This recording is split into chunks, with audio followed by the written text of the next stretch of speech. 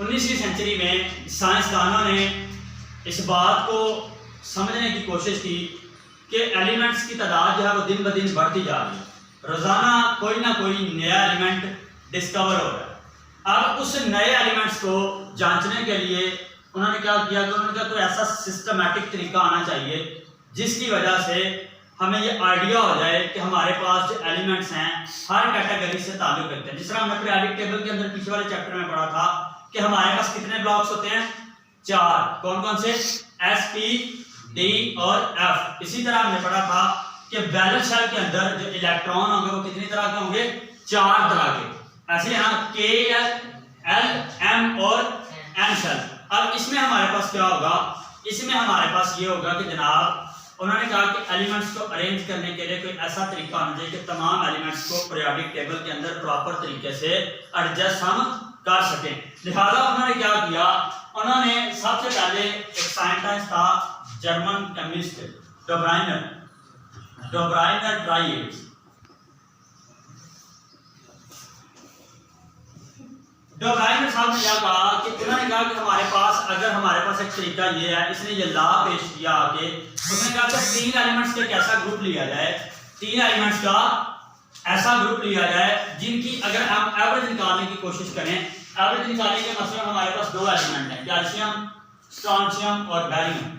अब कहता है अगर हम 3 एलिमेंट्स की एवरेज निकालें, मतलब पहले का एटॉमिक नंबर 40 है, दूसरे का फॉर एग्जांपल 87 है या 89 है, तो इसकी एवरेज जो होगी 40 + 87 डिवाइडेड बाय 2।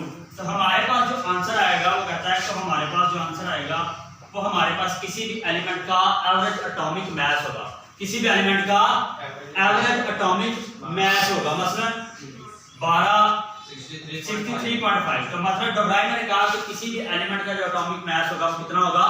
63.5 होगा। इसी तरह बाद में लॉ ऑफ ऑक्टेव दिया गया न्यूलैंड साहब से। उन्होंने कहा कि नहीं जी, मैं आपकी बात से मुत्तफिक नहीं हूं। लिहाजा उसने कहा कि मैं अपना कानून पेश करना चाहता हूं जिसको हम कहते हैं न्यूलैंड ऑक्टेव।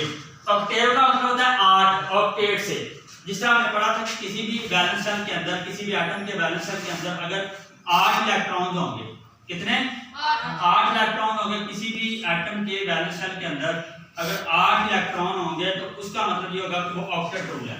अब यहाँ पे ऑक्टेव रूल का मतलब ये है कि न्यूलैंड ने ये कहा कि अगर मैं एलिमेंट्स को अरेंज करूं पीरियोडिक टेबल के अंदर तो हर 8वें एलिमेंट की प्रॉपर्टी पहले एलिमेंट से मिलती हैं। कितनी?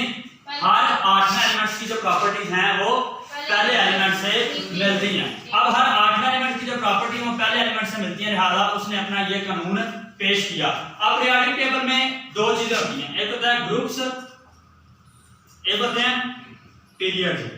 अब ग्रुप्स कौन से होंगे? जो वर्टिकल होंगे। क्या होंगे? वर्टिकल होंगे, वो होंगे ग्रुप्स। और जो हॉरिजॉन्टल होंगे वो क्या होंगे? पीरियड्स। ये चीज ध्यान में रखनी कि पीरियोडिक टेबल के अंदर अगर जो हॉरिजॉन्टल रोज होंगी वो पीरियड्स होंगे और जो वर्टिकल कॉलम्स होंगे वो क्या होंगे? ग्रुप्स होंगे। जो वर्टिकल कॉलम्स होंगे वो क्या होंगे? ग्रुप्स। तो जनाब उसने इन 2 चीजों के ऊपर बहस की। उसके बाद एक साइंटिस्ट आया मेंडलीव ने आगे ये कहा कि हमारे पास मेंडलीव ये रशियन केमिस्ट था, रूस का रहने वाला था। इसने कहा कि एलिमेंट्स को आप लोगों ने अपने तरीके से अरेंज किया, लिहाजा मैं आपकी इस बात से इत्तेफाक नहीं करता। लिहाजा उसने एक अपना कानून पेश किया। उसने कहा कि उसने जो पहला मॉडर्न पीरियोडिक लॉ दिया, जो पहले उसने पीरियोडिक लॉ दिया, उसके अकॉर्डिंग ये था